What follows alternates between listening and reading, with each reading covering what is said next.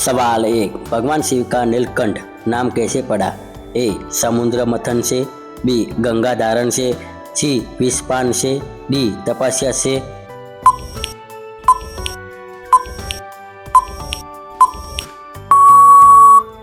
आपका जवाब सी विषपान से। सवाल बे रामायण में सबरी किसकी भक्त थी? ए कृष्ण, बी राम, सी शिव, डी हनुमान।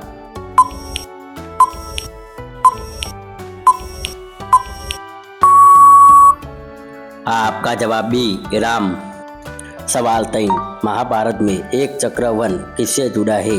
ए अर्जुन, बी भीम, सी द्रौपदी, डी युधिष्ठिर।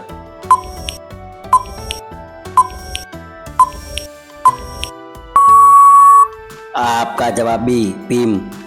सवाल 4। किस देवी को अन्नपूर्णा कहा जाता है? ए लक्ष्मी, बी सरस्वती, सी पार्वती, डी दुर्गा।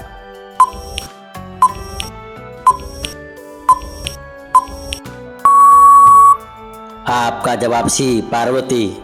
सवाल 5। भगवान विष्णु के नरसिंह अवतार का उद्देश्य क्या था? ए राक्षस वध, बी भक्त रक्षा, सी धर्म स्थापना, डी तीनों।